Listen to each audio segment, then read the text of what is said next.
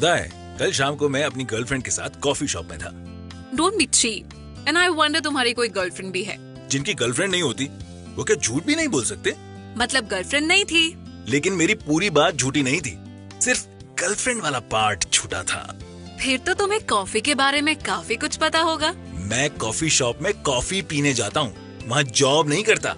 Job तो मैं भी नहीं करती, मगर नॉलेज बहुत है। पता है, इंडिया में हम लोग एक सूफी संत की वजह से कॉफी पी रहे हैं। सूफी संत? वो कैसे? 17th सेंचुरी में एक सूफी थे बाबा बुडान। वो हज करके इंडिया वापस लौट रहे थे। रास्ते में उन्होंने मोका यमन के पोर्ट से 7 कॉफी बीन्स लिए और उन्हें इंडिया ले आए और इंडिया में कॉफी की एंट्री हुई। यमन से 7 कॉफी बीन्स लाने में क्या प्रॉब्लम है? छोटे से पर्स में रखो और ले आओ। उस वक्त कॉफी के कारोबार पर अरब्स का कब्जा था। अरब्स कॉफी बीन्स को या तो रोस्टेड या फिर बॉइल्ड फॉर्म में ही देश से बाहर ले जाना अलाउ करते थे। उन्हें डर था कि अगर कॉफी बीन्स उनकी कंट्री से बाहर गए तो फिर कोई भी उन्हें उगा लेगा। कॉफी बीन्स उनके लिए एक वैल्यूएबल कमोडिटी थी। बाबा बुडान सूफी संत थे, इसलिए किसी को उन पर डाउट भी नहीं हुआ। मगर 7 ही क्यों? 8 क्यों नहीं? 7 का अंक इस्लाम में शुभ और बरकत देने वाला माना गया है।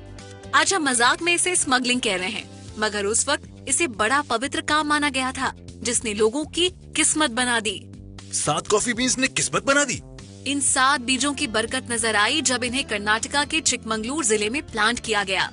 कुछ सालों में वहाँ इतनी कॉफी पैदा हुई कि उस जगह का नाम बाबा बुडान गिरी या बाबा बुडान फॉरेस्ट पड़ गया। फिर तो तमिलनाडु, केरला और कर्नाटका में कॉफी के बागानों की लाइन लग गई। मतलब 17th सेंचुरी से पहले इंडिया में कोई कॉफी नहीं पीता था। कॉफी क्या, उस वक्त तो इंडिया में चाय का भी नामो निशान नहीं था।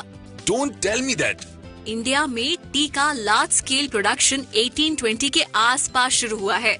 आई am more interested in coffee. Next date पर I am surely going to impress my girl. फिर उसे ये बताना कि कॉफी की हिस्ट्री का पहला डॉक्यूमेंटेड एविडेंस फ्रांस की नेशनल लाइब्रेरी में मिलता है। ये पब्लिश्ड अकाउंट सन 1671 में सामने आया, जिसमें लिखा था कि 9th सेंचुरी के समय इथियोपिया के लोग कॉफी की स्टिमुलेशन प्रॉपर्टीज के बारे में जानते थे। कुछ लोग ये भी कहते हैं कि वो इसे खाते भी थे। 15th सेंचुरी में ये कॉफी अफ्रीकन कंट्रीज से अरेबियन कंट्रीज में आई, स्पेशली यमन में। यमन की कॉफी आज भी सबसे बेहतरीन कॉफीज में से एक है। दुनिया की सबसे बेहतरीन कॉफी का कंपटीशन बहुत टफ है। आज कॉफी ऑलमोस्ट दुनिया की हर कंट्री में है। अरब के सूफी संत रात को कॉफी पीते थे क्योंकि इससे उन्हें प्रेयर्स के वक्त नींद नहीं आती थी। कॉफी नींद भगा देती है, ये बात सबसे पहले किसने डिस्कवर की थी?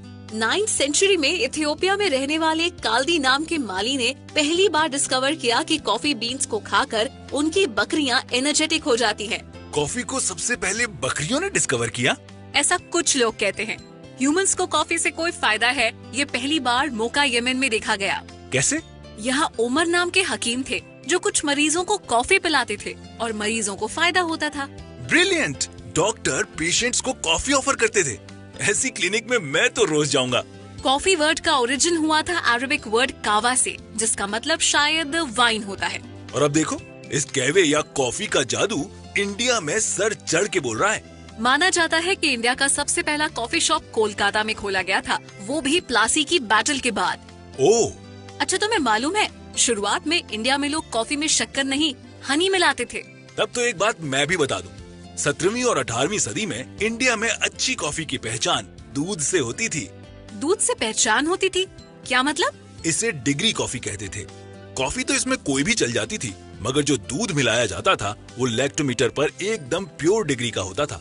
ये कॉफी पीना रिच होने का सिंबल थी।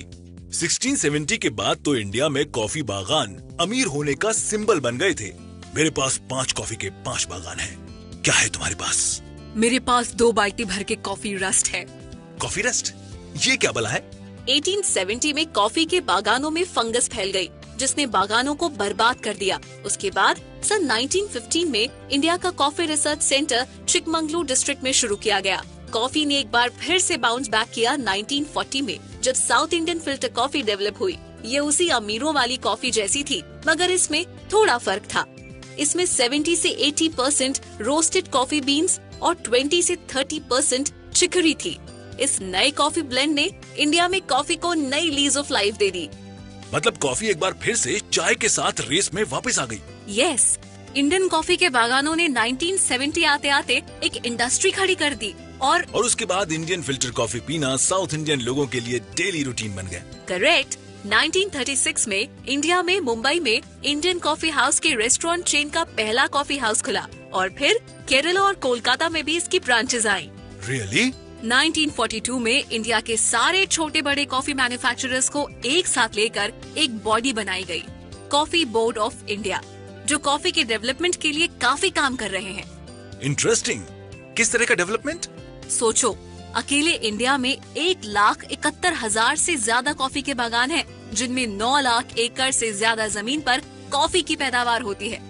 जो स्टोरी 7 कॉफी बीन से शुरू हुई थी, वो आज यहाँ आ गई है, जब इंडिया वर्ल्ड का 6th लार्जेस्ट कॉफी प्रोड्यूसर है, जहाँ दुनिया की 4% कॉफी का प्रोडक्शन होता है।